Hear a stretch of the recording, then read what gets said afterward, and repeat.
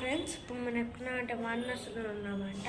ఇప్పుడు మీకు ఇక్కడ దుర్గా పూజ బొమ్మలు ఎలా తయారు చేస్తారో అది చూపిపోతున్నాను అనమాట. పండి చూద్దాం. ఇక్కడ వినాయక బొమ్మ కూడా తీసుకెళ్తారనమాట. వినాయక చవితి రాపినా కానీ తీసుకెళ్తారనమాట వినాయకుని పెట్టడానికి.